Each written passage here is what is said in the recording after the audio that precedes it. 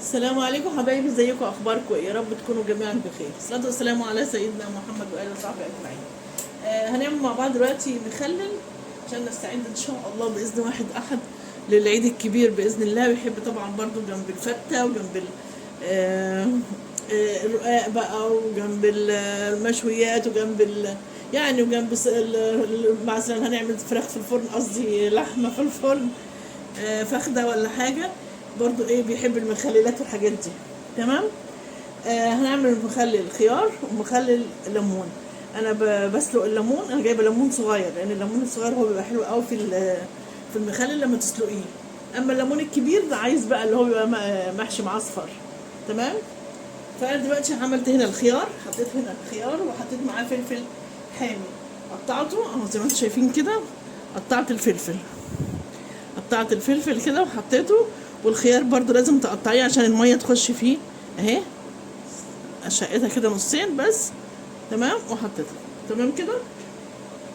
دول لترين ميه. هحط على كل لتر معلقتين كبار مليانين على الاخر كده، مهرمين. 2 3 4. ماشي.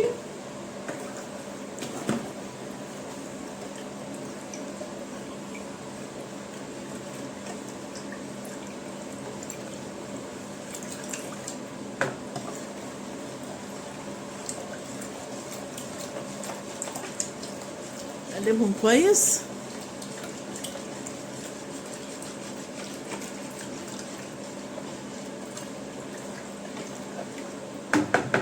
انت ممكن بعد 3 ايام كده ولا حاجه تشوفيه ممكن يحتاج نص معلقه كمان.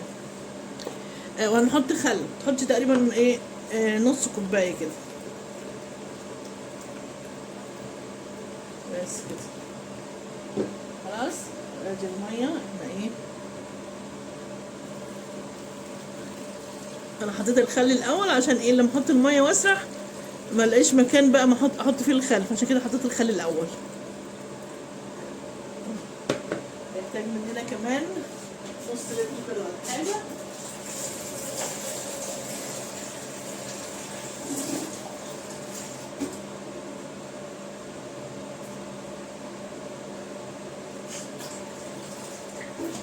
ده لتر ميه اهو، علشان بس ايه يبقى ميزاني صح.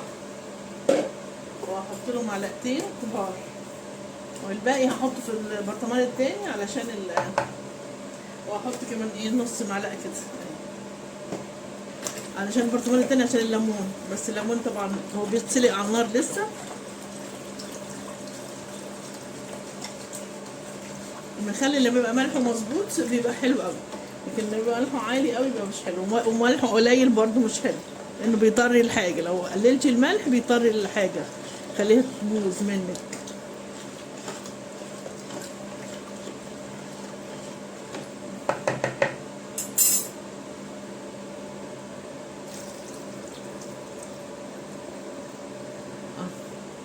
تمام كده. الباقي بقى هحطه في البرطمان التاني لما نعمل، لما الليمون يتسلق. تمام. ممكن نحط عليه توم على فكرة. استنوا كده. نحط ايه كام فص توم كده على الوش.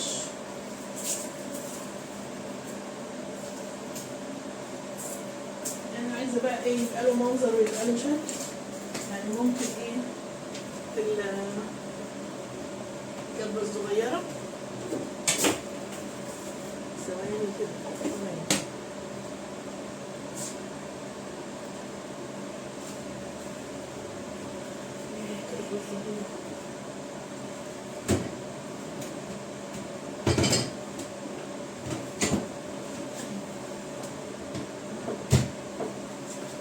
كبه صغيره اغسل بس الثوم بقشره كده اغسله.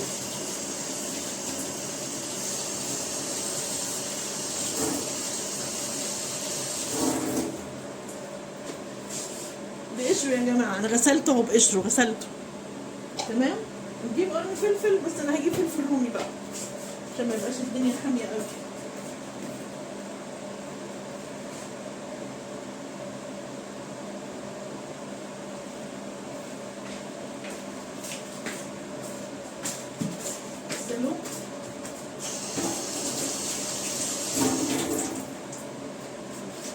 فلفل رومي، ممكن نحط معاه الفلفل ده كمان عشان يبقى لونه حلو، لونه احمر. وملح بسيط قوي بقى، ملح بسيط مش هكتر بس عشان ايه يتفرد. ماشي اهو شايفين.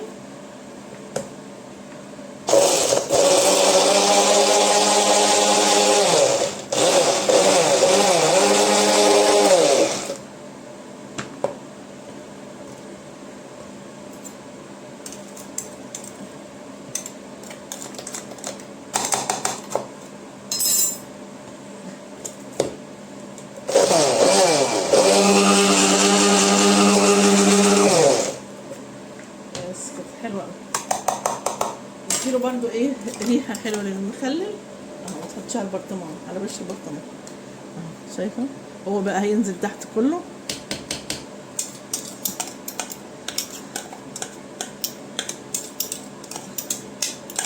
ونفس الحكايه برضو نعملها في الايه في البرطمان التاني اهو. هو هينزل تحت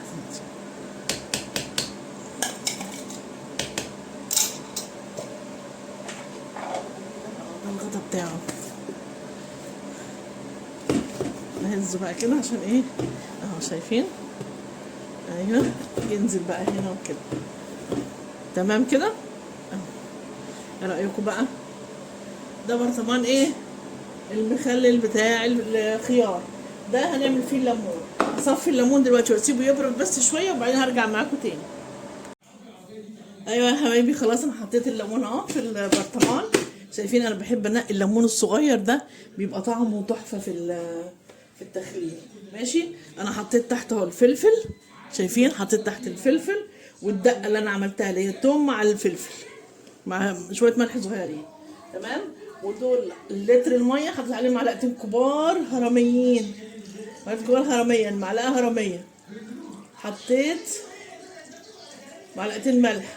ثواني عشان نجيب الخل، عشان ما حطيتش خل هنا. نفتح الازازه دي.